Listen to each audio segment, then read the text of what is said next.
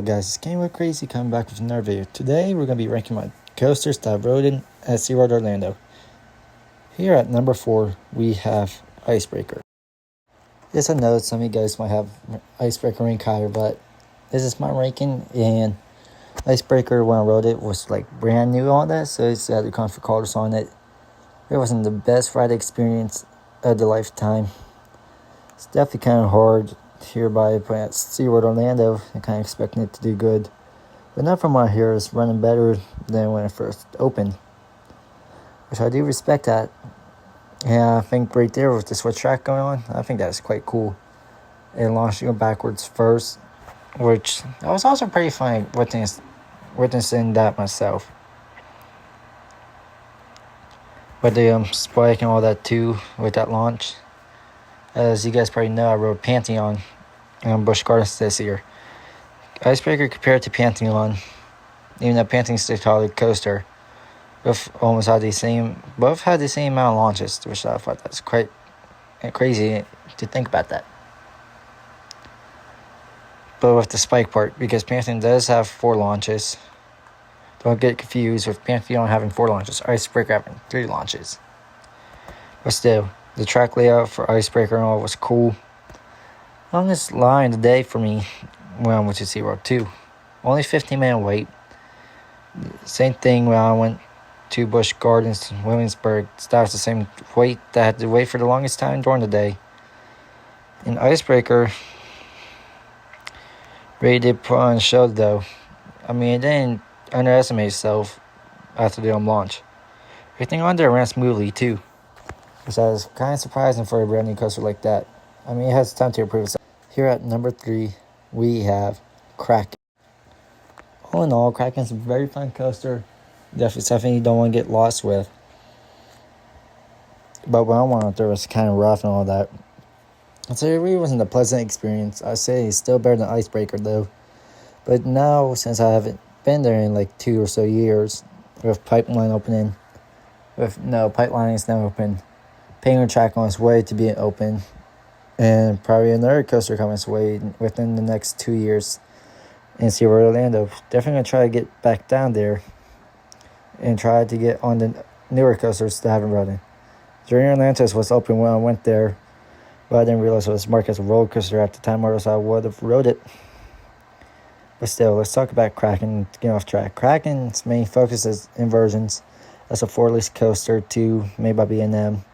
Something that's quite unique to see nowadays. There's barely any 4-list coasters, in my opinion. So it would be something cool having in your local theme park and all that. But I might be wrong, since 4-list coasters could be somewhere that I don't know about. I only know 2 locations with 4-list coasters and all that.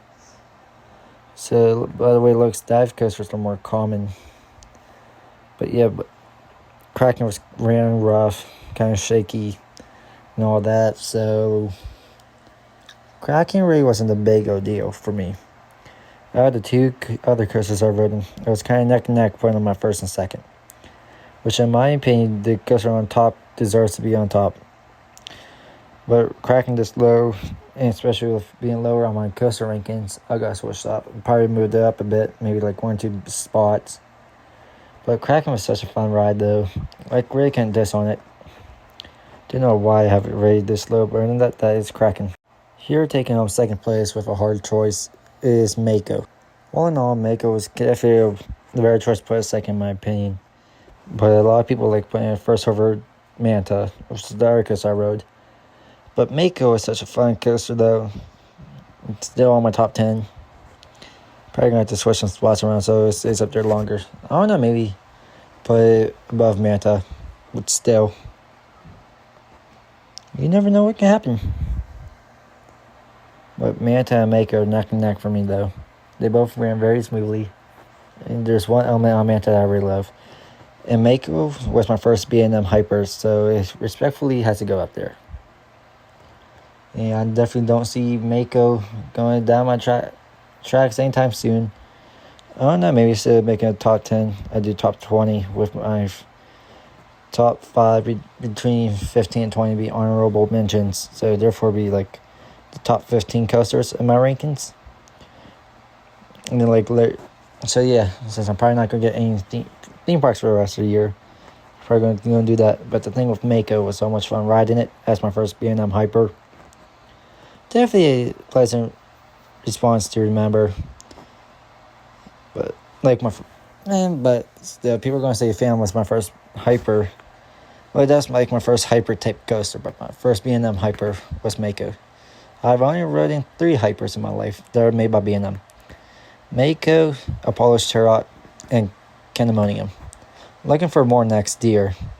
So I'm just excited because Mako which definitely has a lot of surprising elements on it, a lot of airtime, and it's delivered as a hyper coaster. And the coaster taken on first without no surprises is Manta. Manta was a very smooth, ran coaster and like had a lot of surprising elements for a flying coaster. The one thing that B&M is slightly underrated for is their flying coasters. There are barely any flying coasters and I really do enjoy them. So if anyone was listening to this, get yourself B&M in there and build a flying coaster. There's no flying coasters around Kennywood, so definitely make it. Which one of the elements on flying coasters is called a pretzel loop. You probably don't know what it is. It's like an inverted disfigured loop. The thing here with Manta, with the inverted loop, was so much elements to it, which was so much fun. And then the flyover through the water, not like through, not getting wet or nothing, but like the fountain spraying out from the coaster was so much fun.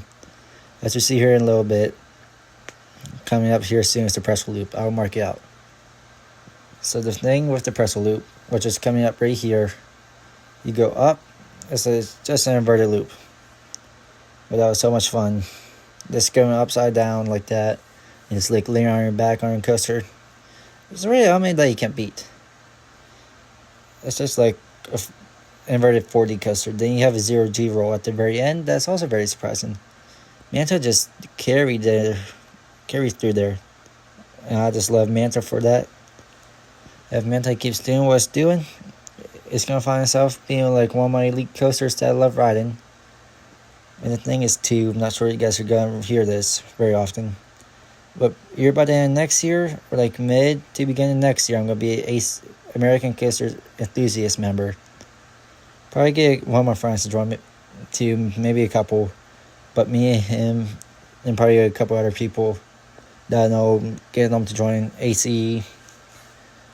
We'll probably be going out a lot, so definitely be waiting for updates on that if I ever see you guys. But all in all, being an ACE member would be cool. But Manta was definitely a fun coaster.